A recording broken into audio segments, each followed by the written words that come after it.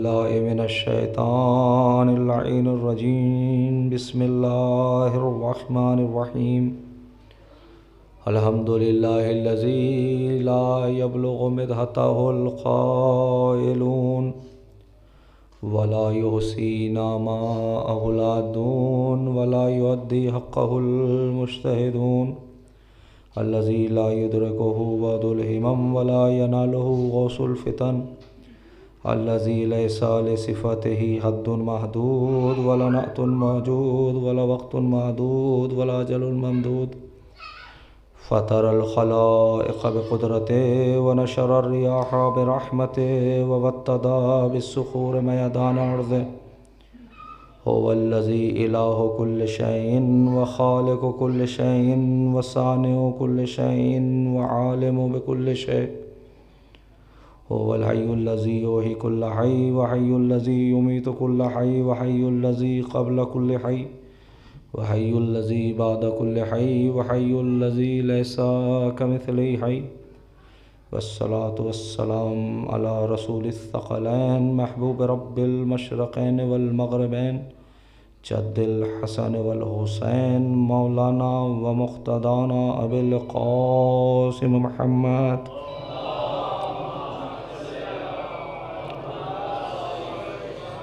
أما بعد فقد قال الله تعالى في كتابه الكريم وهو أصدق الصادقين وقوله الحق. بسم الله الرحمن الرحيم.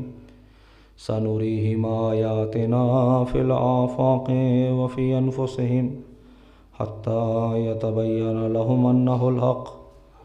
أولم يكفي بربك أنه على كل شيء شهيد. صلوات الله.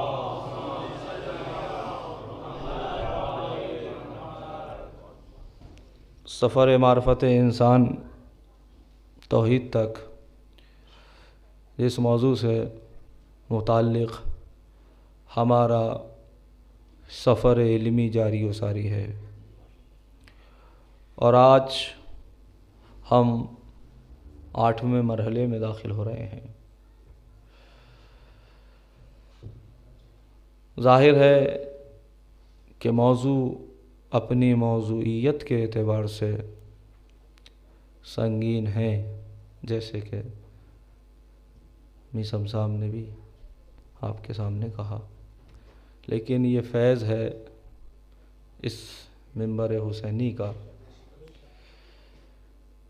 کہ اس منبر حسینی پر آنے کے بعد انسان کے ذہن کے جو آفاق کھلتے ہیں اور وہ ان بحثوں کو سمجھ لیتا ہے کہ جن بحثوں کا سمجھنا خلوت میں بڑا مشکل ہوتا ہے۔ ایک صلوات پڑھے پر محمد و آل محمد۔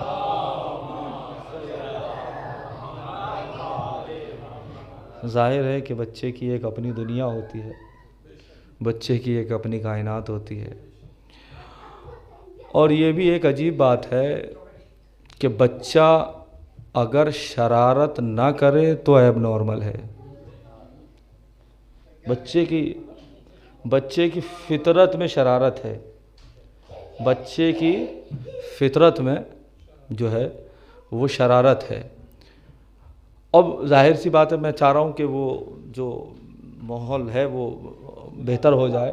بچے کی فطرت میں شرارت ہے، بچہ اگر شرارتی نہ ہو تو وہ اپنی فطرت میں نہیں ہے، توجہ کیجیے گا۔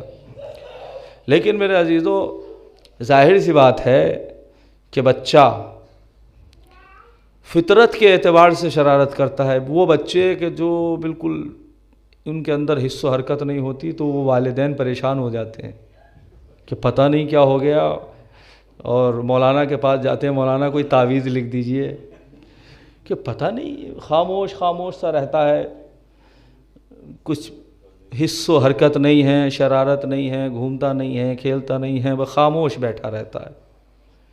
تو بچے کی فطرت میں شرارت ہے۔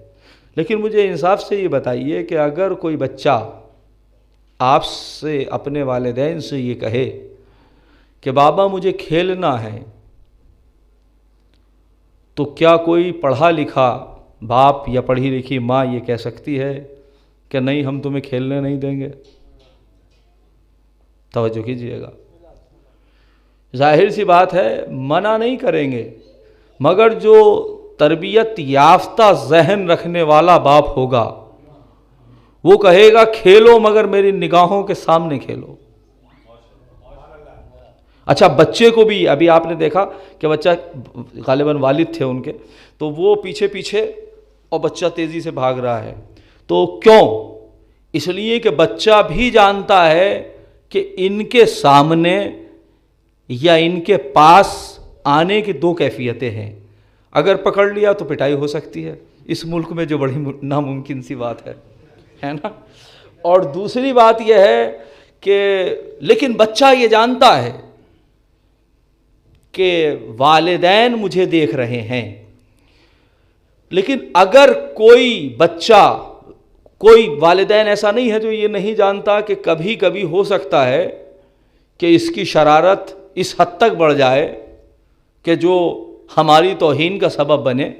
ایسا ہے یا نہیں ہے؟ نہ جانے کتنے ایسے گھر ہیں جس میں بچوں نے آگ لگا دی ہے نا، یا کسی کو تکلیف دے دی اور وہ تکلیف بہت خطرناک ہو گئی، لیکن اس کے باوجود بھی کبھی بھی بچہ اپنے والدین سے مطالبہ کرتا ہے کہ میں کھیلنا چاہتا ہوں، تو کوئی منع کیوں نہیں کرتا؟ اس لیے کہ جانتے ہیں کہ یہ فطرت کا تقاضا ہے۔ لیکن عقل مند والدین، پڑھے لکھے والدین، سمجھدار والدین یہ چاہتے ہیں کہ بچہ شرارت کرے مگر اپنی نگاہوں کے سامنے رکھتے ہیں تاکہ شرارت حد سے آگے نہ بڑھ سکے۔ اچھا بچہ بھی یہ محسوس کرتا ہے کہ جب تک بابا کی نگاہیں سامنے ہیں، بابا کی نگاہیں سامنے ہیں، جب تک جو ہے وہ شرارت کنٹرول رہتی ہے۔ ایک جملہ کہنا چاہتا ہوں کہ تمام عالم انسانیت شریعت کی نظر میں ایک بچے کی حیثیت رکھتی ہے۔ زندگی کا جب بھی کوئی قدم اٹھانا تو یہ سوچ کر اٹھانا کہ غیب کے پردوں سے کوئی باپ ہے جو دیکھ رہا ہے۔ اس لیے یا علی انا وانتا ابوے ھذی الامہ، علی میں اور تم اس امت کے باپ ہیں۔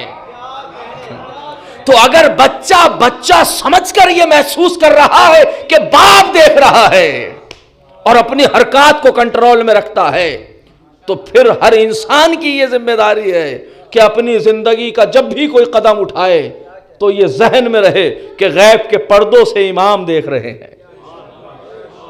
ہیں۔ تو اگر بچے کو یہ اتنی عقل ہے، نہ بے عقل اور ناعقل ہوتے ہوئے جب ابھی پختہ نہیں ہے عقل، کچی عقل میں بچہ ہی یہ جانتا ہے کہ میرا سرپرست دیکھ رہا ہے، لہذا کنٹرول کرتا ہے اپنے آپ کو۔ تو اگر کوئی باعقل انسان حدود کو تجاوز کر جائے تو مجھے نہیں معلوم، شاید یہی وجہ ہے، اسی لیے معصوم نے فرمایا لا عقل لہ من لا دین لہ، لا دین لہ من لا عقل لہ، اس کی عقل نہیں ہے جس کے پاس دین نہیں ہے، اس کا دین نہیں ہے جس کے پاس عقل نہیں ہے۔ کیوں؟ اس لیے کہ یہ ممکن نہیں ہے کہ جب وہ جانتا ہے کہ اللہ دیکھ رہا ہے، وہ جانتا ہے کہ رسول دیکھ رہے ہیں، وہ جانتا ہے کہ غیب کے پردوں سے امام دیکھ رہے ہیں، تو یہ کیسے ممکن ہے؟ بھئی جس کا عقیدہ مضبوط ہوگا اس کا عمل درست ہوگا۔ توجہ کیجئے گا، ایک جملہ کہنا چاہتا ہوں، تو جیسا جیسا عقیدہ بلند ہوگا ویسے ویسے عمل بلند ہوتا چلا جائے گا۔ اب میں دلیل دینے لگا ہوں کہ جیسے جیسے انسان کا ایمان بلند ہوگا ویسے ویسے اس کا عقیدہ، اس کا عمل جو ہے وہ بلند ہوگا۔ اگر عقیدہ کل ایمان کی کیفیت میں ہوگا تو پھر عمل بھی وہ ہوگا جو ایک ضربت کونین کی عبادت پہ بھاری ہو جائے گی۔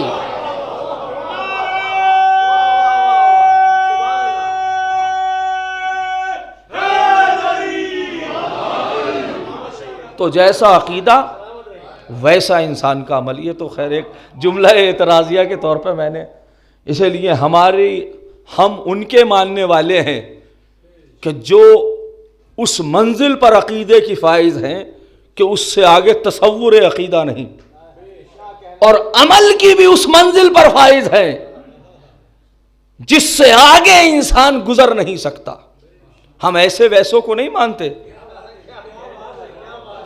بھائی، ایسے ویسوں کو آپ سمجھ رہے ہیں نا، لیکن نیّر صاحب سے سنیے، وہ کہتے ہیں ہم ایسے چراغوں پہ بھروسہ نہیں کرتے، ہم ایسے چراغوں پہ بھروسہ نہیں کرتے جو آگ لگاتے ہیں اجالا نہیں کرتے. ہم ایسے چراغوں پہ بھروسہ نہیں کرتے جو آگ لگاتے ہیں اجالا نہیں کرتے. جبریل سے مولا نے کبھی کچھ نہیں پوچھا. توجہ کیجئے گا، ہم ایسے چراغوں پہ بھروسہ نہیں کرتے جو آگ لگاتے ہیں اجالا نہیں کرتے. جبریل سے مولا نے کبھی کچھ نہیں پوچھا. استاد ہیں، شاگرد سے پوچھا نہیں کرتے. جبریل سے مولا نے کبھی کچھ نہیں پوچھا. استاد ہیں، شاگرد سے پوچھا نہیں کرتے. اللہ سے روزوں کا صلہ مانگ کے دیکھیں، وہ لوگ جو عاشور کو فاقہ نہیں کرتے. اللہ سے روزوں کا صلہ مانگ کے دیکھیں، وہ لوگ جو عاشور کو فاقہ نہیں کرتے. وہ لوگ، یہ ایک استعارہ ہے، ظاہر سی بات ہے کہ روزہ واجب ہے اور وہ واجب نہیں ہے، لیکن یہ استعارہ ہے کہ یعنی جو امامت کو تسلیم نہیں کرتا. ہم ایسے چراغوں پہ بھروسہ نہیں کرتے جو آگ لگاتے ہیں اجالا نہیں کرتے. جبریل سے مولا نے کبھی کچھ نہیں پوچھا. استاد ہیں، شاگرد سے پوچھا نہیں کرتے. اللہ سے روزوں کا صلہ مانگ کر دیکھیں، وہ لوگ جو عاشور کو فاقہ نہیں کرتے. ہم دشمن حیدر کو برا کہتے ہیں نیّر، اصحاب پیغمبر پہ تبرہ نہیں کرتے.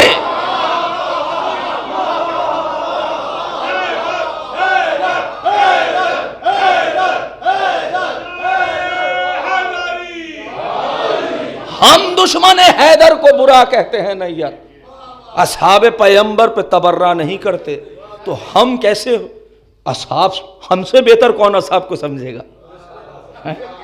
اس لیے کہ جو اطرت کو سمجھنے کی صلاحیت رکھتا ہے وہی اصحاب کو سمجھنے کی صلاحیت رکھ سکتا ہے. لیکن اب آپ ہر کسی کو بنا دیں، اس پر ہم متفق نہیں ہیں. کس کس کو اٹھاؤ گے روایت کے سہارے؟ کس کس کو اٹھاؤ گے روایت کے سہارے؟ تاریخ کے کوڑے میں بہت لوگ پڑے ہیں.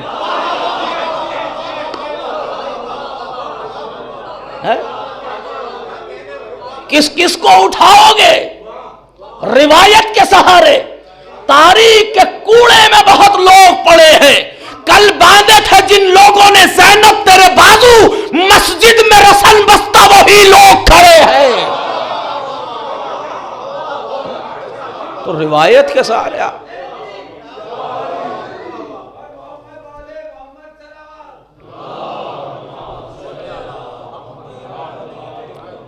اب ظاہر ہے کہ میں نظم میں بھی مجلس پڑھ سکتا ہوں، لیکن اب بہرحال موضوع کے تقاضے بھی پورے ہونا ضروری ہیں. ایک اور صلوات پڑھ دے بر محمد و آل محمد. کس کس کو اٹھاؤ گے روایت کے سہارے؟ تاریخ کے کوڑے میں بہت لوگ پڑے ہیں. تو لہٰذا روایت سے کردار نہیں اٹھتے، تواتر کے ساتھ کردار بلند ہوتے ہیں. توجہ کیجئے گا، تواتر کے ساتھ جو ہے، اور اتنے بلند ہوتے ہیں کہ دنیا پھر لاکھ کوشش کرے کہ ان کو پست کرنا چاہے، مگر وہ کہ جو علی تھے وہ علی رہتے ہیں. توجہ کیجئے گا، دنیا لاکھ کوشش کرتے رہے. تو بس عزیزو، میں کل کی جو تقریر آپ کے اذہان عالیہ میں محفوظ ہوگی تو ظاہر ہے اسماء الہیہ، ہم دوسرے سفر کی طرف ہیں. دوسرا ہمارا سفر چل رہا ہے. پہلا سفر وہ تھا جو وحدت سے، جو کثرت سے وحدت کی طرف تھا، خلق سے خالق کی طرف تھا. لیکن یہ وہ سفر ہے کہ جو آپ میری طرف متوجہ ہو، یہ ایک سب نارمل کام ہے، ہوتے رہتے ہیں. تو یہ ایک صلوات پڑھ دے پر محمد و آل محمد.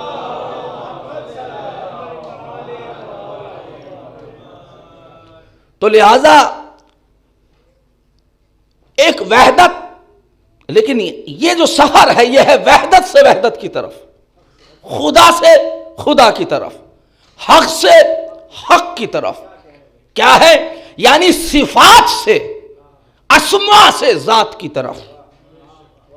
لیکن ذات کی طرف سفر وہی کرا سکتا ہے صفات کے ذریعے سے جو اپنے صفات خود بتائے، جو اپنے اسما خود بتائے. ہمیں یہ حق نہیں دیا اس نے کہ ہم اپنی طرف سے اس کے اسما کو معین کریں. لیکن میں نے کہا تھا کہ جو ذہنوں میں ہیں، جو حافظان کے ذہن میں ہیں، وہ قرآن کا وجود ذہنی ہے. جو تلاوت کر رہے ہیں وہ قرآن کا وجود لفظی ہے، اور جو لکھا ہوا ہے وہ قرآن کتبی ہے. جب تک قرآن حقیقی کو تلاش نہ کر لو گے، جب تک قرآن لفظی سمجھ میں نہیں آئے گا، نہیں آئے گا سمجھ میں. اور اللہ نے دونوں میں یہ احتیاط رکھی کہ جیسے اسماء لفظیہ تک تمہاری رسائی اپنے نفس کی طرف سے جائز نہیں ہے کہ تم اپنی طرف سے جو ہے وہ اللہ کا نام رکھو، تو جب تمہیں یہ حق نہیں ہے کہ اپنی طرف سے اس کا نام منتخب کرو، تو یہ حق کس نے دے دیا کہ اس کی طرف سے جو اسماء اللہ وجودیاں ہیں ان کو چنو. ان کو چننے کا حق نہیں ہے انسان کو. لیکن اللہ کے بھائی عام طور سے انسان کے نام کیا ہوتے ہیں؟ 1 2 3، کہ ایک نام ہو گیا یا 2 نام ہو گئے، اور ایک جو ہے وہ لقب ہو گیا. اچھے شاعر تھے تو ایک تخلص بھی ہو گیا. بستی والوں نے کوئی ایک آدمی چنو منو کر کے نام بھی رکھ دیا. تو یہی تو ہوتا ہے نا. تو اس سے زیادہ تو نام نہیں ہو سکتے، اس سے زیادہ تو نام نہیں ہوتے. 2 3 اس سے زیادہ تو نام نہیں ہوتے لوگوں کے. لیکن پروردگار نے، اب ظاہر ہے میں قرآن تک بات کر رہا ہوں تاکہ جن کے لیے قرآن کافی ہے ان کے لیے تو مجلس کافی رہے کم سے کم، ہے کہ 127 اسما جو ہیں وہ قرآن مجید میں اللہ کے موجود ہیں. روایات، اب وہ جو 99 نام روایات میں ہیں وہ تھوڑا سا فرق محسوس کرا دیتے ہیں کہ کچھ صفات ہیں اور کچھ اسما ہیں اور ان کو ملا کے، لیکن قرآن نے 127 صفات کے ساتھ ساتھ جو ہے وہ اسما کو جو ہے وہ ذکر کیا ہے. 127 نام ہیں. تو پروردگار یہ 1 نام 2 نام 3 نام رکھ لیتا اپنے، یہ اتنے نام رکھنے کی کیا ضرورت ہے؟ اب یہ کون بتائے؟ میں لفظوں سے پوچھ رہا ہوں، تو کیا 127 لفظ بتا سکتے ہیں؟ تو جو 127 ہیں ان کو سب کو جمع کر کے ان سے پوچھئے کہ اللہ نے تمہارے ذریعے سے 27 نام 127 نام کیوں رکھے؟ جواب دیں گے؟ یہی تو ہم کہنا چاہتے ہیں کہ وجود کتبی کافی نہیں ہے، تلاش ہے وجود حقیقی کی. تو اب جو قرآن ناطق تھا ان کے پاس جب آئے اور آنے کے بعد کہا مولا یہ بتائیے کہ اللہ کے اتنے نام کیوں ہیں، اتنے اسما کیوں ہیں؟ کہا یہ نام اس لیے اللہ نے اپنے اتنے رکھے ہیں تاکہ جو بھی سچویشن تمہاری ہو اس سچویشن کے اعتبار سے وہ نام لو اور اس سے دعا کرو. تم بیمار ہو تو کہو یا شافی، اے شفا دینے والے اشفینی، مجھے شفا دے. اگر تم محبت کے متلاشی ہو تو کہو یا ودود، اے محبت کی عطا کرنے والے میرے دل میں محبت اہل بیت ڈال دے. ہیں اگر تم رحمت چاہتے ہو تو کہو یا رحیم. تو جتنے بھی اسما ہیں اس اعتبار سے اگر 1 2 نام ہوتے، فرض کیجئے کہ کوئی انسان بیمار تھا اور وہ یہ دعا کرے یا ممیت، اے مارنے والے، اور وہ بیمار ہے شفا چاہتا ہے، تو کیا اس نام کے ذریعے سے دعا ہو سکتی تھی؟ اس نام کے ذریعے سے. یہ ہے عالم تدوین سے عالم تکوین کا اتصال. توجہ کیجئے گا، عالم تشریح سے عالم تکوین کو کس طرح سے ایک دوسرے کو مطابقت ضرورت ہے تاکہ ایسا نہ ہو زبان سے جو کہہ رہے ہو، لفظیں جو ادا کر رہے ہو، وہ عالم تکوین سے ٹکرائیں اور اس ذات کو تم اس لفظ کے ساتھ اور اس نام کے ساتھ پکارو جو تمہاری ضرورت ہے۔ تو کتنے افراد ہیں جو دعا کرتے ہیں؟ اچھا، دعا ہاتھ رب پروردگار کی طرف ہاتھ کو بلند کرنا، تو کیا اللہ اوپر ہے؟ افضال سرسوی صاحب کا شعر ہے، دستے دعا اٹھانا سوئے آسماں غلط۔ توجہ کیجئے گا، یہ توحید ہے، توحید، اس کو پہچانیے خدا کی قسم۔ وہ کہتے ہیں دستے دعا اٹھانا سوئے آسماں غلط، ایک لامکاں کے واسطے قید مکاں غلط۔ توجہ کر رہے ہیں؟ تو پھر کیا مطلب ہے؟ یعنی کہہ رہے ہیں، عجیب مصرع ہے نا، پہلے مصرے میں انسان گھبرا جاتا ہے۔ دستے دعا اٹھانا سوئے آسماں غلط، ایک لامکاں کے واسطے قید مکاں غلط۔ تو اگر اللہ اوپر ہی ہے، آپ اس نیت سے اگر دعا کر رہے ہیں کہ اللہ اوپر ہے، تو اس کا مطلب یہ ہے کہ نیچے نہیں ہے، دائیں بائیں سامنے پیچھے نہیں ہے، تو پھر اوپر کیوں بلند کر رہے ہیں؟ اس کا جواب کون دے؟ قرآن تو بتا۔ تو لائیے مجھے قرآن میں کوئی آیت نکالیے۔ بہت آپ نے کوشش کی تو ایک آدھ آیت ایسی نکال لیں گے کہ جب آپ دعا کرو تو اپنے آپ کو ہاتھ کو بلند کر لو، بہت سے بہت اگر آپ نے نکالی، لیکن کیوں بلند کرو؟ میں نے کہا نا کہ وہ خالق ہے، یہ ساری باتیں ہم سمجھ گئے، لیکن وہ کیسا ہے یہ یا قرآن بتائے گا یا اہل بیت بتائیں گے کہ وہ اس کی ذات کیسی ہے۔ تو ہاتھوں کو اٹھانا، افضال سرسوی کہتے ہیں دستے دعا اٹھانا سوئے آسماں غلط، ایک لامکاں کے واسطے قید مکاں غلط۔ بھئی معصوم کے پاس آیا شخص، یہ روایت کہ جس کو انہوں نے نظم کیا ہے، فرزند رسول ہاتھوں کو بلند کرنا اس کے معنی کیا ہیں؟ کہا کیوں بلند کرتے ہو؟ کہا دعا کے لیے، جب دعا کرو تو ہاتھوں کو بلند کرو۔ تو کہا کیا اللہ صرف اوپر ہے؟ کہا اگر تم نے اس تصور سے ہاتھوں کو بلند کیا کہ وہ صرف اوپر ہے تو لقد کفرت لأنک حدت، تو تم نے کفر کیا اس لیے کہ اس کو صرف وہاں محدود کر دیا۔ توجہ کیجئے گا، تم نے اس کو وہاں محدود کیا۔ تو کہا پھر میں سمجھا نہیں، جبکہ روایات موجود ہیں، جبکہ آپ کے جد امجد کہتے ہیں رسول اسلام نے طریقہ دعا بتایا ہے کہ ہاتھوں کو بلند کرو۔ کہا یہی تو بتایا ہے کہ ہاتھوں کو بلند کرو، مگر یہ بھی بتایا ہے انما الاعمال بالنیات، عمل کا دار و مدار نیت کے اوپر ہے۔ اگر ہاتھوں کو یوں بلند کرو وہ اوپر، تو یہ کفر ہے، اور اگر اس لیے بلند کرو کہ وہ بلند ہے، اور جو کیجئے گا، اس لیے اپنے ہاتھوں کو بلند کر رہے ہو کیونکہ بلند سے مطالبہ ہے، اس سے طلب کرنا ہے جو بہت بلند ہے، تو پھر یہ عین ایمان ہے۔ جو آپ نے کیا، تو اس کو کون بتائے گا؟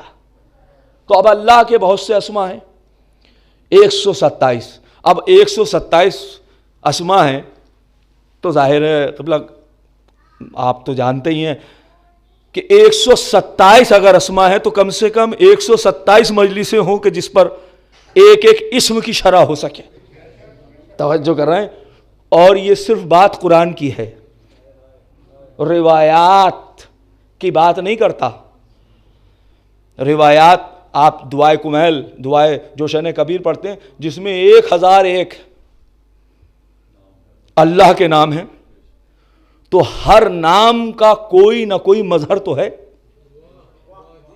توجہ کیجئے گا، اب میں مختصر کر رہا ہوں کیونکہ میرے پاس صرف اب 2.5 مجلسیں بچی ہیں، ٹھیک ہے، 2 کل کی اور آدھی اب یہ ہو ہی رہی ہے۔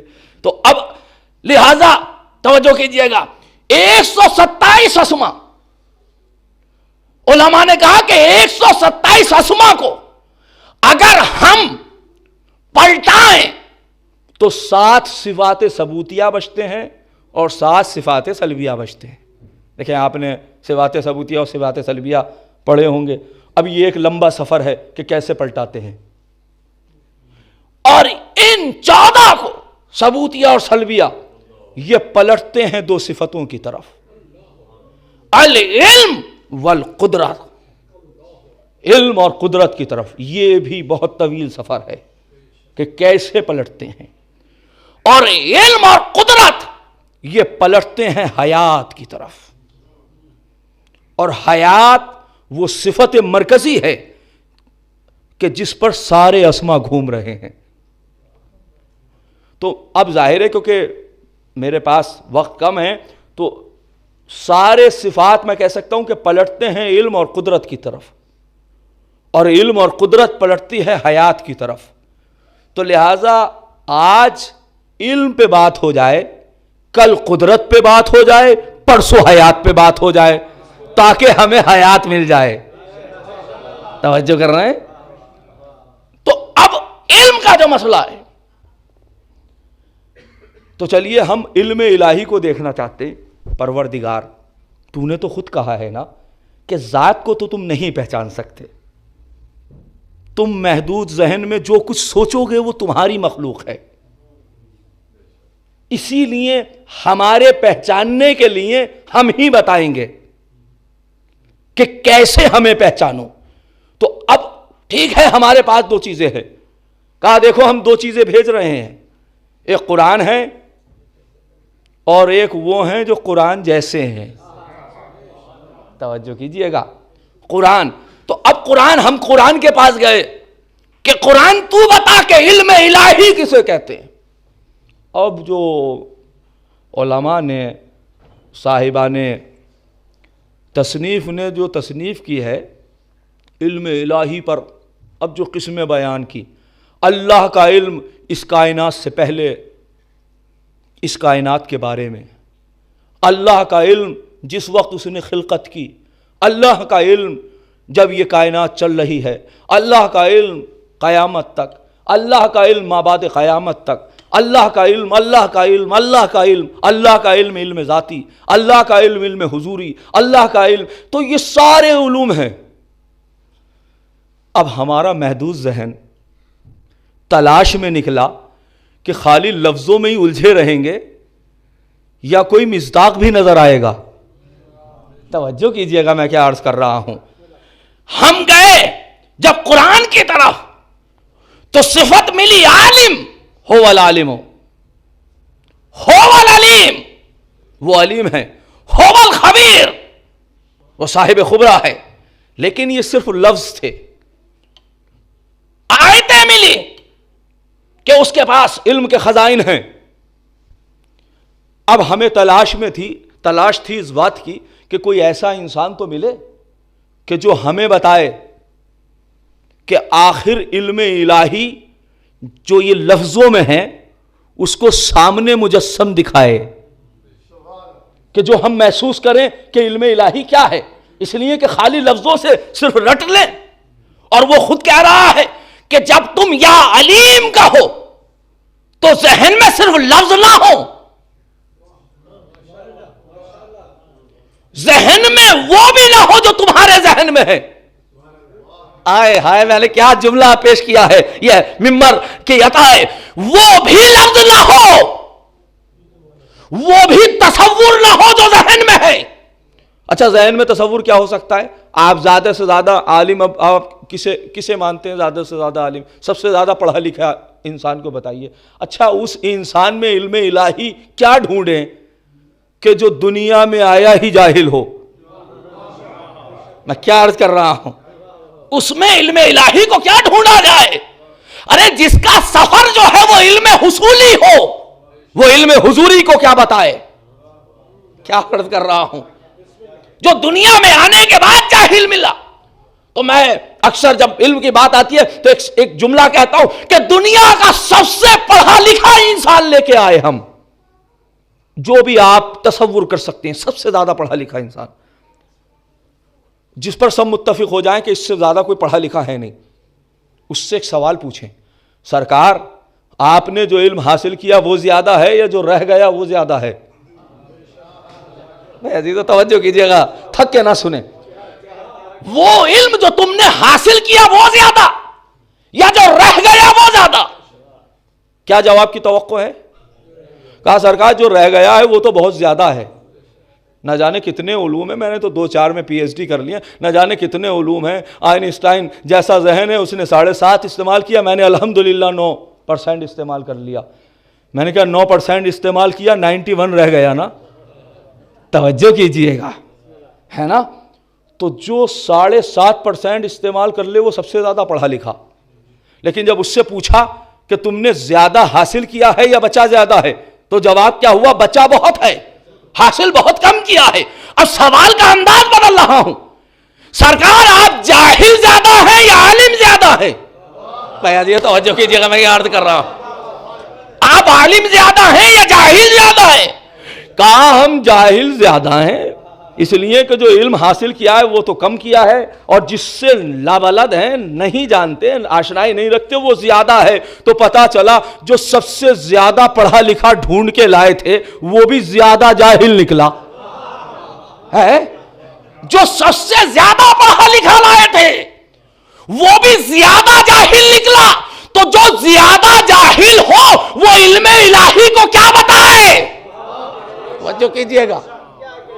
تو علم الہی کی تلاش تو ہے، تو آخر علم الہی کہاں ملے گا؟ کہا دیکھو ہم نے اس کائنات میں 2 طریقے کے انسان بنائے ہیں. ایک وہ ہیں جو آتے ہی جاہل ہیں، ایک وہ ہیں کہ جن کا سلسلہ جہالت والا نہیں ہے. وَعَلَّمَ آدَمَ الْأَسْمَاءَ كُلَّهَا، ہم نے آدم کو علم اسماء دیے. یہ کون سے اسماء تھے؟ اگرچہ نظریات ہے لیکن مجھے جو بہتر نظریہ رکھتا ہے وہ اسماء اللہ جو ہے وہ ودیت فرمائے. اگرچہ اسماء کائنات کے بارے میں بھی باتیں ہو رہی ہیں، اس میں اقوال ہیں، لیکن میں کہہ رہا ہوں کہ سب سے زیادہ اہم اس لیے کہ پیغمبر اور خلیفہ کس کا ہے؟ آدم. آدم کس کے خلیفہ بن کر آئے ہیں؟ انی جاعل فی الارض خلیفہ. اچھا خلیفہ کا مطلب سمجھ رہے ہیں آپ؟ یعنی جو اللہ کی جگہ. خلیفۃ اللہ کا مطلب یہی تو ہوا. بھائی آپ خلیفۃ الرسول کہتے ہیں تو کیا مطلب ہے؟ جو رسول کی جگہ ہو. تو کیا مطلب ہے؟ کہ جو اللہ کی جگہ ہو. توجہ کیجئے میں کیا عرض کر رہا ہوں. خلیفۃ اللہ، انی جاعل فی الارض خلیفہ، ہم تمہیں زمین پر خلیفہ بنا رہے ہیں. تو خلیفہ بنا رہے ہیں یعنی کیا مطلب؟ خلیفہ کا کیا مطلب ہے؟ کہ جو ان کی نائب ہو، جو ان کی جگہ پہ ہو. تو کیا جناب آدم اللہ کی جگہ ہیں؟ وہ قرآن کو کافی سمجھنے والے ذرا سوچ کر جواب دیں، ایسا نہ ہو کہ شرک ہو جائے. توجہ کیجئے گا، ایسا نہ ہو کہ شرک ہو جائے. اس لیے کہ یہی تو بحثیں ہیں کہ جو بال سے زیادہ باریک ہیں، تلوار کی دھار سے زیادہ تیز ہیں، ہے نا، یہی وہ بحثیں ہیں. تو لہذا خلیفہ کا مطلب یہ ہے، اے آدم یہ کائنات ہماری ہے، یہ کائنات کو ہم نے بنایا ہے، تو ہم تمہیں اس زمین کی خلافت دے رہے ہیں. یعنی کیا مطلب ہے؟ مطلب یہ ہے کہ جو ہمارے صفات ہیں وہ صفات لوگوں تک پہنچاؤ ہماری نیابت کے طور پر. اس لیے کہ اگر ہم آئیں گے تو موسیٰ جیسا نبی ہماری تجلی سے بے ہوش ہو جائے گا.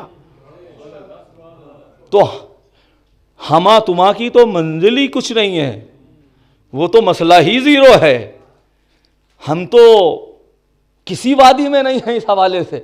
جب اولو العزم نبی تو کہا دیکھو ہم تمہیں اپنے علم کا، کیونکہ میرا موضوع یہاں پر اس وقت آج علم کے مسئلے میں، ہم تمہیں اپنے علم کا وارث بنا رہے ہیں. وَعَلَّمَ آدَمَ الْأَسْمَاءَ كُلَّهَا، دنیا میں جو آئے گا وہ جاہل آئے گا. اب کیونکہ تم ہمارے نائب ہو ہم تمہیں خود تعلیم دے رہے ہیں. توجہ کیجئے گا. وَعَلَّمَ آدَمَ الْأَسْمَاءَ كُلَّهَا، ہم نے آدم کو علم اسماء دے دیے. یہ ایک علم تھا جو آدم کو دیا گیا. اور جب جناب خضر کے بارے میں بات ہوئی تو قرآن نے آواز دی وَعَلَّمْنَاهُ مِن لَدُنَّا عِلْمًا، ہم نے آدم کو، ہم نے خضر کو علم لدنی دیا. کون خضر؟ جہاں موسیٰ کو بھیجا کہ جاؤ علم حاصل کرو. توجہ کر رہے ہیں؟ جناب یوسف کے بارے میں علمتنی من تعویل الاحادیث، پروردگار نے مجھے تعبیر خواب کا علم دیا ہے. جناب یوسف. جناب سلیمان کے لیے علمنا منطق الطیر، اللہ نے مجھے پرندوں سے گفتگو کرنے کا ہنر دیا ہے. اچھا، یہ میرا موضوع محمدی ٹرسٹ میں علم اور اہل علم تھا قرآن کی روشنی میں، تو وہاں میں نے ایک بات عرض کی تھی، اشارہ آج بھی کر رہا ہوں.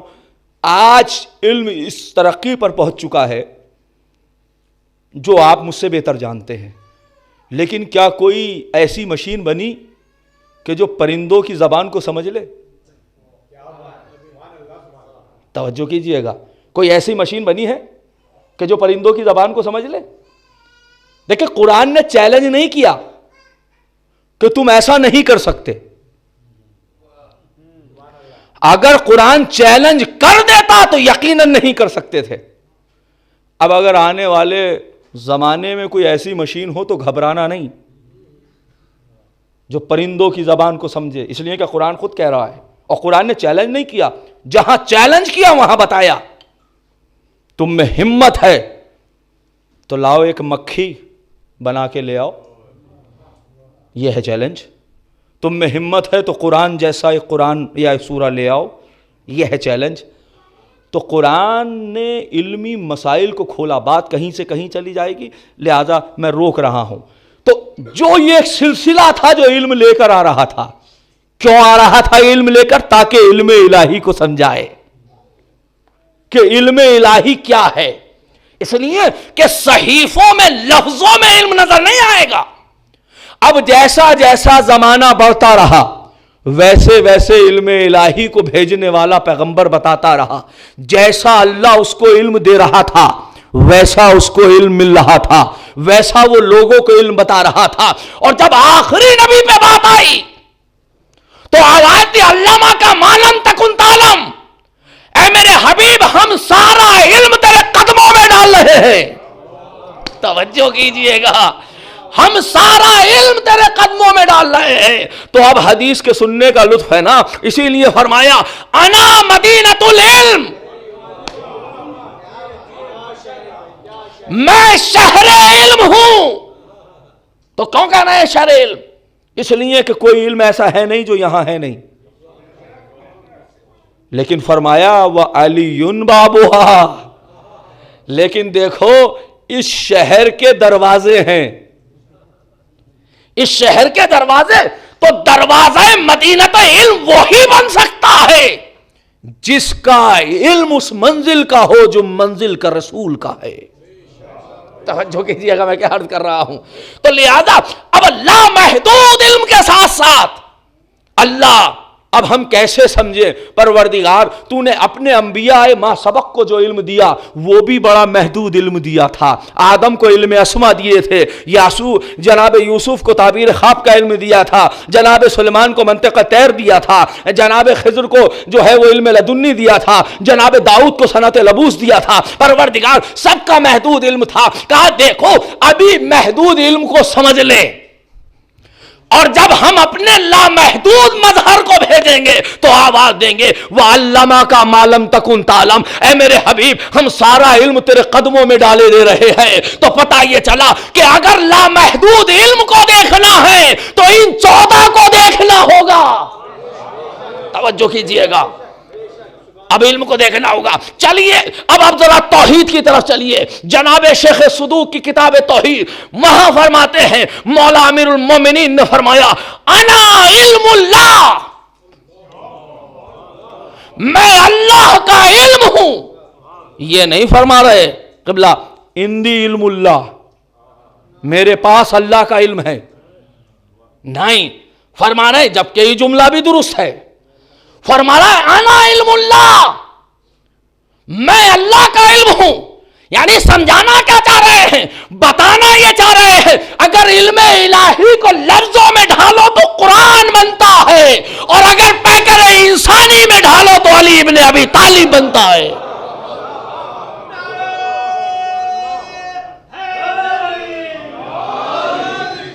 شمس و قمر نجوم تجلی علی کا ہے، شمس و قمر نجوم تجلی علی کا ہے، جو کچھ ہے کائنات میں صدقہ اللہ علی کا ہے۔ دیوار درد دراڑ حقائق پہ غور کر، محسوس ہو رہا ہے کہ اللہ علی کا ہے۔ واہ، ہائے حیدری، تو اس سے متصل کروں کیا کیا علی کا ہے؟ خوشبو نہ آئے جس میں وہ کاغذ کا پھول ہے، خوشبو نہ آئے جس میں وہ کاغذ کا پھول ہے، حب علی بغیر عبادت فضول ہے، جنت بلا علی کے مسلمان کی بھول ہے، سب نے سنا ہے صاف یہ قول رسول ہے۔ کیا ہے قول رسول؟ عشق علی سے جو کوئی دامن بچائے گا، کعبے میں بھی مرے گا تو دوزخ میں جائے گا، اس لیے کہ یہ علم الہی ہے۔ وَهُوَ علم اللہ، یہ اللہ کا علم ہے۔ وَهُوَ علم اللہ، یہ اللہ، نحن علم اللہ، ہم اللہ کا علم ہے۔ یہ نہیں فرما رہے ہیں کہ میرے پاس علم الہی ہے، نہیں فرما رہے ہیں کہ ہم علم اللہ ہیں۔ اب آپ کی سمجھ میں آیا کہ ہم کیوں ان کو معصوم کہتے ہیں؟ اور یہی وجہ ہے کہ جیسے اللہ کے نام کو بغیر وضو کے نہیں چھو سکتے، ویسے ہی علماء کرام راج اعظام نے اسماء معصومین کے اسما کو چھونے پہ منع فرمایا ہے کہ احتیاط یہ ہے کہ بغیر وضو کے ہاتھ نہ لگائے۔ اور یہاں پر بلند صلوات،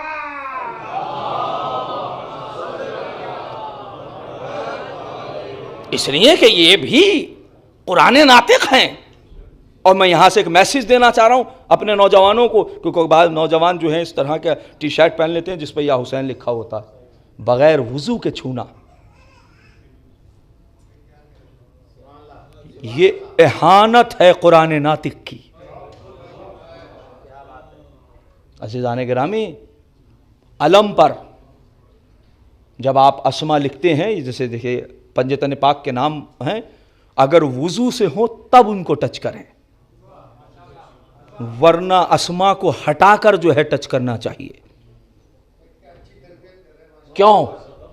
کیونکہ یہ، اور یہ میرا کوئی اعوذ باللہ میں کوئی مفتی نہیں ہوں جو فتویٰ، جائیے توضیح المسائل اٹھائیے سیسانی صاحب کی، کہا احتیاط واجب یہ ہے کہ اسماء معصومین بھی ملحق ہیں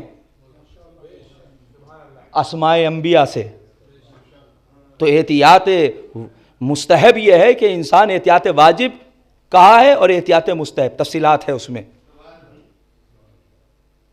کہ کہاں پر احتیاط واجب ہے اور کہاں پر احتیاط مستحب ہے۔ جیسے کہ اللہ کا اللہ جب لکھا ہو یا رب لکھا ہو، یہ تفصیلات ہیں۔ لفظ جلالہ اس کی کیفیات الگ ہیں اور دوسرے صفات کی کیفیات الگ ہیں، تو بہرحال وہ ایسی بحث ہے۔ تو میں کہہ رہا تھا معصوم نے فرمایا انا علم اللہ، میں اللہ کا علم ہوں۔ اب عزیزان گرامی، جو علم اللہ ہوگا، اللہ کا علم ہوگا، تو کیا اللہ کا علم محدود ہے؟ اللہ کا علم ہے لامحدود، تو اس لامحدود کو سمجھا کیسے جائے؟ لامحدود، محدود یعنی جس کی حد ہو، لامحدود جس کی کوئی سرحد نہ ہو۔ توجہ کر رہے ہیں؟ علم کی سرحد کیا ہے؟ علم کی حد ہے جہل، جہاں سے جہالت شروع ہو جائے وہی آپ کے علم کی سرحد ہے۔ بھائی توجہ کر رہے ہیں؟ آپ نے کیمسٹری میں جو ہے پی ایچ ڈی کر لی، سارا علم آپ کو پتا ہے، اب کسی نے جو ہے وہ کامرس کا سوال کر لیا تو کہنے لگے بھائی یہ میں نہیں جانتا، تو پتا چلا کہ علم کی سرحد یہاں نہیں ہے۔ توجہ کر رہے ہیں؟ تو اب ظاہر ہے جو انسان جس علم کا کھلاڑی ہے، میں نے کھلاڑی کا لفظ آمدن استعمال کیا ہے، کیوں؟ اس لیے کہ بہت سے وہ ہوتے ہیں کہ اس علم میں بھی جواب نہیں دیتے جس کے دعوے دار ہوتے ہیں کہ ہم جانتے ہیں، ہے نا؟ میں کہہ رہا ہوں یہ بھی بڑا کمال ہے کہ اگر کوئی 5 سبجیکٹ میں تخصص کر رہا ہے یا پی ایچ ڈی کر رہا ہے، 2 میں یا 5 میں یا 4 میں، جتنے میں بھی کر سکتا ہے، اس دائرے میں جواب دے دے تو کہا ساتاز کہ اپنے فن کا کمال کا انسان ہے، بہت بہترین پروفیسر ہے، آپ اس سبجیکٹ پہ کوئی بھی سوال کر لیجئے فوراً جواب دیتا ہے۔ لیکن جب جن کی تعریف سن رہے تھے اس سبجیکٹ سے ہٹ کر جب بات کی، کہنے لگے دماغ تو آپ کا ٹھیک ہے، میرے پاس آپ کیوں آئے؟ کہا سرکار فلاں صاحب بتا رہے تھے کہ آپ بہت اچھے پروفیسر ہیں۔ کہا میں ہوں تو، مگر میرے علم کا دائرہ یہ ہے۔ تو پتہ یہ چلا کہ جس کے علم کا دائرہ محدود ہو وہ دعویٰ لا محدود نہیں کر سکتا۔ میں کیا عرض کر رہا ہوں خدا کی قسم، اگر آپ متوجہ ہیں تو جب محدود علم ہے تو یہ کیسے کہے جو چاہے وہ پوچھو؟ یہ وہی کہہ سکتا ہے جس کا علم لامحدود ہو، جس کے علم کی کوئی سرحدیں نہ ہوں، یہ وہی کہہ سکتا ہے سلونی سلونی قبل ان تخفدونی، پوچھ لو جو پوچھنا ہو۔ اب یہ نہیں کہہ رہے ہیں کہ کیمسٹری میں ہی پوچھنا، اب یہ نہیں کہہ رہے ہیں کہ صرف مسائل ہی پوچھنا، بلکہ کہہ رہے ہیں میں زمین سے زیادہ آسمانوں کے مسائل کو جانتا ہوں۔ تو کیا مطلب ہے کہ زمین کے مسائل کم جانتے ہیں؟ نہیں، ذہن انسانی کو بیدار کر رہے ہیں۔ 1400 برس پہلے جب تصور بھی نہیں تھا سفر کا، تو کہہ رہے ہیں کہ میں زمین سے زیادہ آسمانوں کے راستوں کو جانتا ہوں، بتا رہے ہیں راستے یہی نہیں ہوتے۔ تو یہ وہی بتا سکتا ہے، تو ایسے جواب وہی دے سکتا ہے جس نے اس کائنات کو بنایا ہو، یا وہ جواب دیتا ہے کہ جس نے بنتے ہوئے دیکھا ہو؟ وہی جواب دے سکتا ہے۔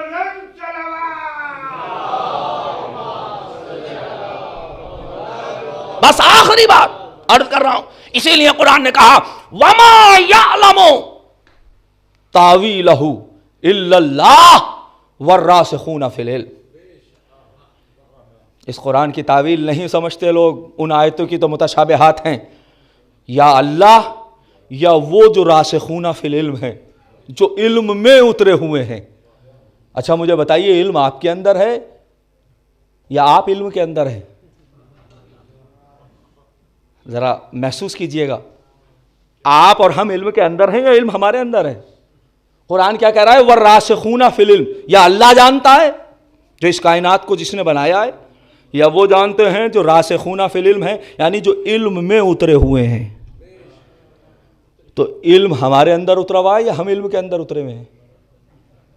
مجھے بتائیے کہ بھئی انسان جب دنیا میں آتا ہے تو جاہل ہی آتا ہے نا، تو پھر وہ علم اس نے زیادہ حاصل کیا تو علم اس کے اندر آیا یا وہ علم کے اندر چلا گیا؟ علم تو اس کے اندر آیا نا۔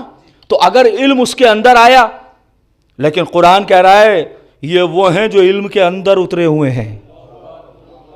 علم کے اندر جانا اور ہے، علم اندر لینا اور ہے۔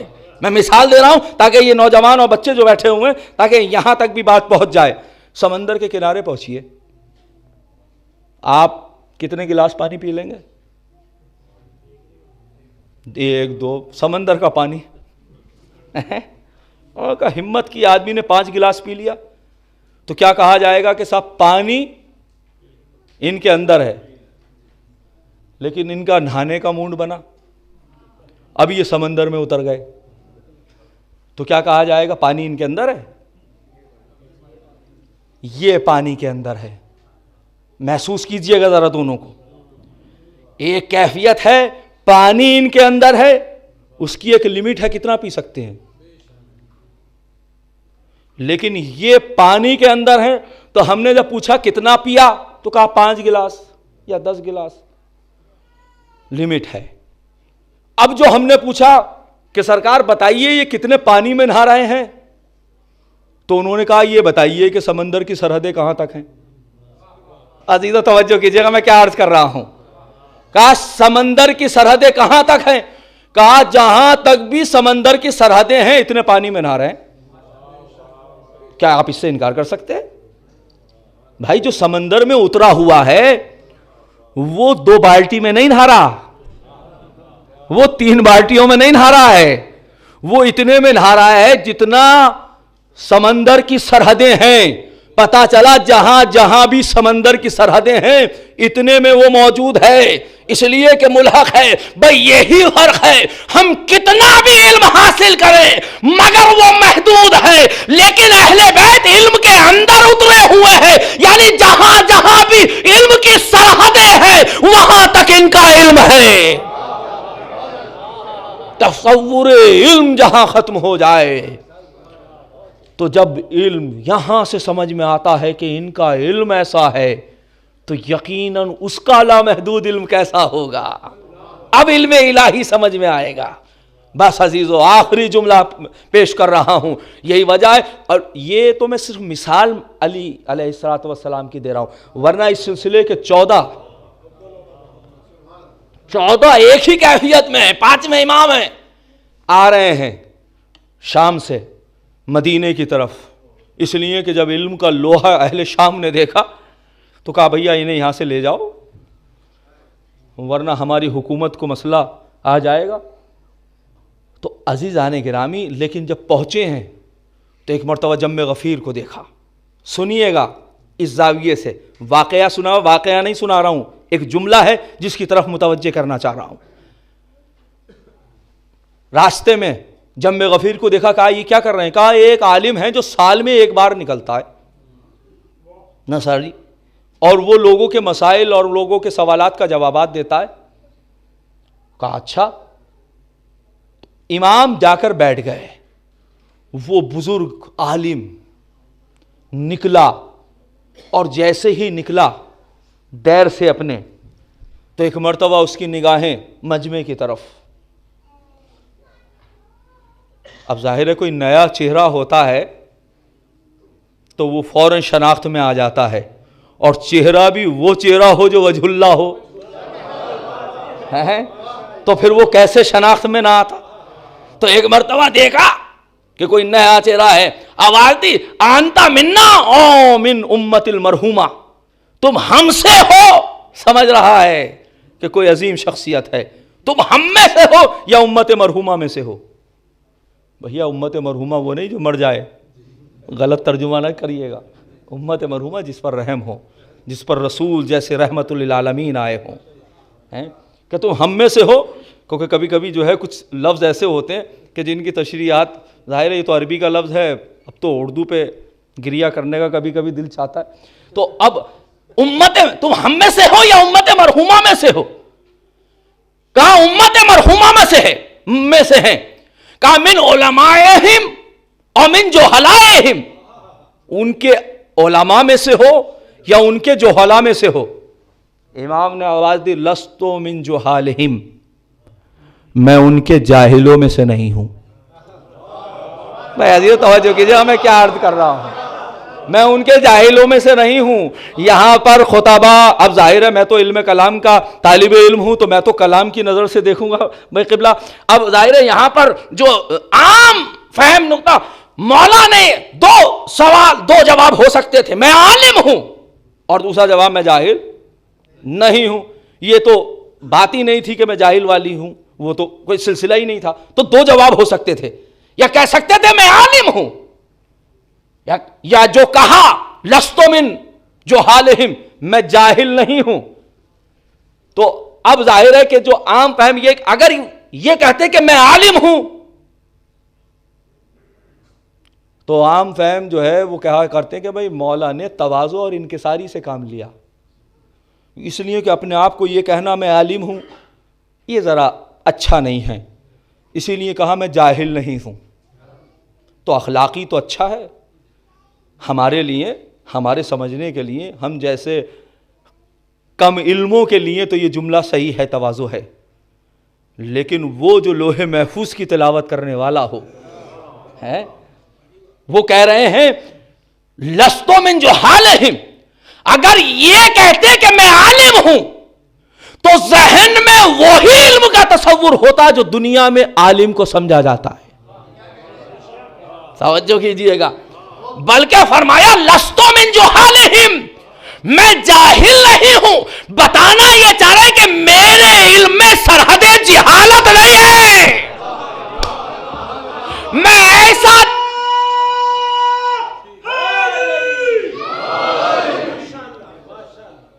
لستو من جہالہم، میں جاہل نہیں ہوں، بتانا چاہ رہے ہیں یعنی میں ایسا عالم ہوں جہاں سے جہل نہیں گزرا۔ تو اب تصور کر وہ کون سا عالم ہے جس کے پاس جہل نہ ہو؟ وہی ہو سکتا ہے جس کا علم لامحدود ہو۔ آپ نے دیکھا، تو اگر پروردگار کے علم کو سمجھنا ہے تو ان کے علم کو سمجھنا ہوگا۔ اور اسی لیے آخری حدیث، کل اس پر انشاءاللہ تفصیلی گفتگو ہوگی، چھٹے امام امام جعفر الصادق علیہ الصلوۃ والسلام فرماتے ہیں ان اللہ ما خلق العباد الا لیعرفوہ، اللہ نے بندوں کو پیدا نہیں کیا مگر اس لیے، امام فرماتے ہیں، چھٹے امام فرماتے ہیں خرج الحسین ابن علی علیہم السلام علی اصحابہ، امام حسین اصحاب کی طرف گئے اور جانے کے بعد کہا وما خلق اللہ عز وجل عبادہ، اللہ نے بندوں کو پیدا نہیں کیا الا لیعرفوہ۔ بس ذرا ایک دقیقہ آپ محسوس کیجئے گا، اس حدیث کا لطف لیجئے گا، اس لیے کہ کل گفتگو اس پر ہے، اور میں ابھی تک آپ کو یہ سمجھاتا چلا آ رہا ہوں کہ اہل بیت کے ذریعے سے خدا تک پہنچو، لیکن اس حدیث نے طریقہ بدل دیا۔ محسوس کیجئے گا اس حدیث کو، فرمایا ما خلق اللہ عز وجل، اللہ نے جو ہے وہ بندوں کو نہیں پیدا کیا الا لیعرفوہ، مگر یہ کہ اس کی معرفت حاصل کریں، وَإِذَا عَرَفُوهُ عَبَدُوهُ، اور جب اس کی معرفت حاصل کر لیں گے تو صرف اسی کی عبادت کریں گے، وَإِذَا عَبَدُوهُ اسْتَغْنُوا بِعِبَادَتِهِ عَنْ عِبَادَةِ مَا سِوَاهُ، اور جب اللہ کی عبادت کریں گے تو دوسروں کی عبادت سے مستغنی ہو جائیں گے، کسی کے در پر نہیں جھکیں گے، ہے نا، کسی کو سجدہ نہیں کریں گے، اس لیے کہ خالق کے سامنے جھکنے والا سر وہ کسی کے سامنے نہیں جھکتا۔ اب صحابی آگے بڑھا اور آواز دی وَجُعِلْتُ فِدَاكَ، میرے ماں باپ آپ کے اوپر قربان ہو جائیں، بے ابی انت و امی، فما معرفت اللہ، اللہ کی معرفت کیا ہے؟ اب یہ جملہ سنیے گا، امام فرماتے ہیں معرفت اہل کل زمان امامہم الذی یجب علیہم طاعتہ۔ سوال کرنے والا کیا سوال کر رہا ہے؟ سوال کرنے والا سوال کر رہا ہے کہ اللہ کی معرفت کیا ہے، اللہ کو کی معرفت کیا ہے، یہ نہیں پوچھ رہا ہم اللہ کو کیسے پہچانے، کہہ رہا اللہ کی معرفت کیا ہے۔ تو امام فرماتے ہیں معرفت اہل کل زمان امامہم، ہر زمانے کے لوگوں کا اپنے زمانے کے امام کو پہچاننا، جس کی اطاعت واجب ہے وہ ایسا ہی ہے جیسے اللہ کی معرفت کو حاصل کیا۔ یہ کیوں؟ اس لیے کہ لامحدود صفات یہاں ملیں گے۔ لامحدود صفات کون بتائے گا؟ لامحدود صفات ان سے جب امام کی معرفت ہوگی تو ان کے صفات لامحدود آئیں گے، تو جب ان کے صفات لامحدود ذہن میں آئیں گے تو پھر سمجھ میں آئے گا کہ جب اس نے اپنی مخلوق کو یہ صفات لامحدود دیے ہیں تو پھر اس کی ذات کے صفات کی منزل کیا ہوگی۔ خدا کی قسم، میں نے کہا نا 127 اسما ہیں، ہر اسم پہ تفصیلی بحث ہو سکتی ہے۔ وہ کریم ہے، وہ ان کو بھی دیتا ہے جو کلمہ نہیں پڑھتے، وہ ان کو بھی دے رہا ہے کہ جو کلمہ پڑھتے ہیں، وہ انہیں بھی دے رہا ہے جو اسے جانتے بھی نہیں۔ وہ کیوں دے رہا ہے؟ اپنے دشمن کو کیوں دے رہا ہے؟ یہ حسین بتائیں گے حر کو پانی دے کر کہ دیکھو ہم جیسے ہم دشمن کو دیتے ہیں۔ یہ زین العابدین بتائیں گے علی اکبر کے قاتل کو غذا دے کر کہ جب ہمارا کرم لامحدود ہے تو پھر اس کا کرم لامحدود کیسے ہوگا۔ خدا کی قسم ان کے صفات کو پہچانو، صفات پروردگار کا اندازہ لگاتے جاؤ۔ لیکن ظاہر ہے اگر اللہ نے ان کو وہ مرتبے دیے تھے کہ جہاں فضیلت کی دنیا میں لامحدود تھے، تو مصائب کی دنیا میں بھی وہ کیفیت یہ ہے کہ کبھی شہزادی کہتی ہیں سبت علی مصائب لو انہا، میرے اوپر اتنے مصائب پڑے، کاش یہ دن پر پڑ جاتے تو تاریخ رات کے ہو جاتے۔ کبھی زینب کو کہتی ہیں، معصوم فرماتے انتی ام المصائب، جہاں سے مصائب نکلتے ہیں وہ آپ ہیں۔ اگر حسین کریم ابن کریم ہیں تو حسین سید الصابرین بھی ہیں۔ اگر کائنات میں ساجدین ہیں تو زین العابدین سید الساجدین ہیں، زین العابدین ہیں۔ یہ بتایا جا رہا ہے کہ ان کے صفات کو دیکھو اور اس کا اندازہ لگاؤ۔ لیکن اللہ اس زمانے نے کیا نہ کیا۔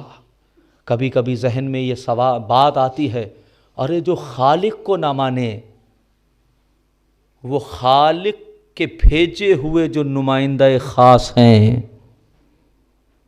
ان کو کیا مانے گا، اور جو ان کو مانے گا یہ ممکن نہیں ہے کہ وہ خالق کو نہ مانے۔ یقیناً ان پر ظلم وہی کر سکتا ہے کہ جو توحید کو نہ مانتا ہو۔ تبھی تو اس نے کہا اور خود کہا لعبت بنو ہاشم بالملک، یہ بنی ہاشم کا ڈھونگ تھا، کوئی وحی نہیں آئی، کوئی ملک نہیں آیا۔ لیکن عزیزو، میں نے ایک جملہ کل کہا تھا اور آج بھی کہہ رہا ہوں، کربلا میں ظلم کی سرحدیں ملتی ہیں مگر صبر کی کوئی سرحدیں نہیں ملتی۔ آواز دے رہے ہیں تم جتنا چاہے اتنا ظلم کرو۔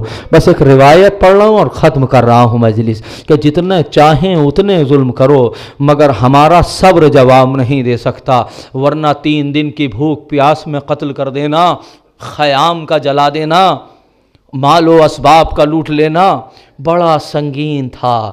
لیکن ظلم یہی نہیں رکا بلکہ منزل اور آگے بڑھی، یہاں تک کہ برہنہ سروں میں، بازاروں میں، کوفہ و شام میں اہل حرم کو پھرایا گیا۔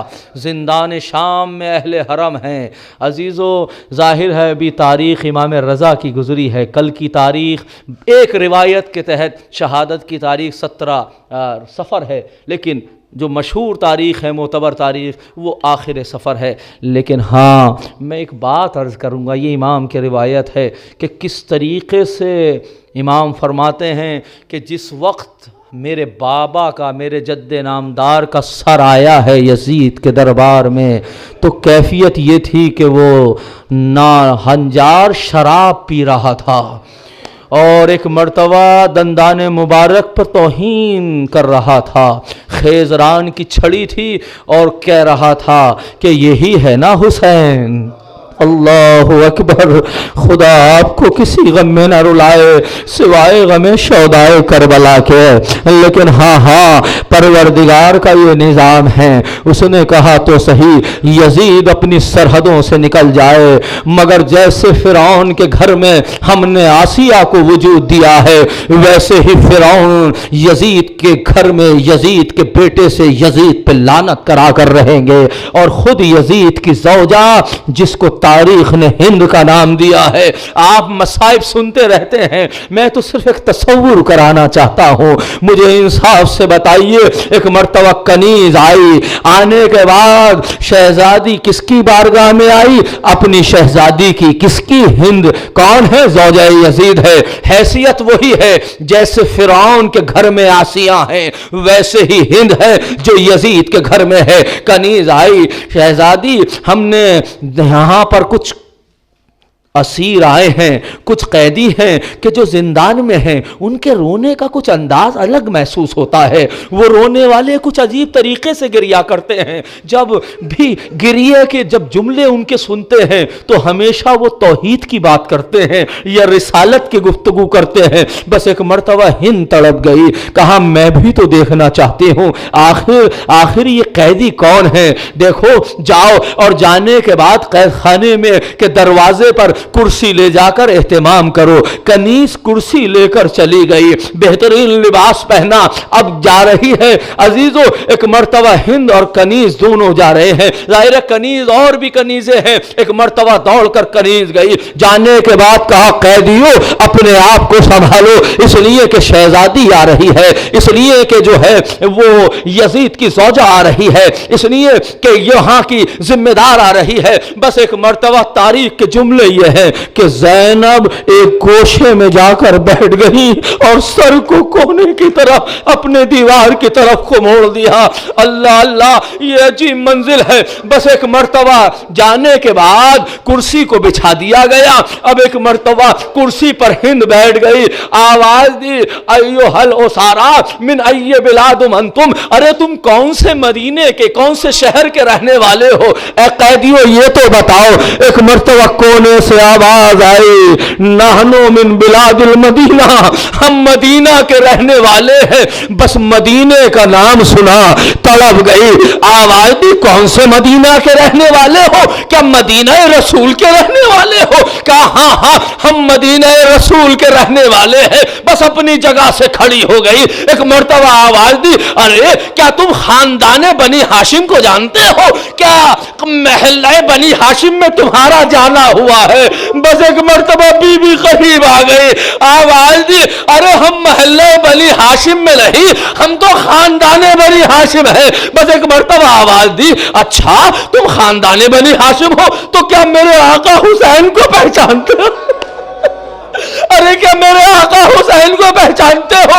उनका भाई अब्बास दिलावर को जानते हो? उनके कड़िया जवान बेटे अली अकबर को जानते हो? और क्या तुम मेरी शहजादी ज़ैनब को मेरी शहजादी ज़ैनब को पहचानते हो? बस एक मर्तबा आवाज दी, हाँ हाँ हम हुसैन को पहचानते हैं। एहल हम तो पहचान लिया मगर हिंद तुम ना पहचान सकी। आवाज दी आखिर क्या कहना चाहती हो? बस एक मर्तबा बालों को हटाया, अरे हिंद नहीं पहचाना, मैं ज़ैनब उलिया मकाम अपने सर पर खाक डाली। अरे शहजादी अली अकबर का क्या हुआ? अब्बास कहाँ है? हुसैन कहाँ है? अरे सैयद सज्जाद के अला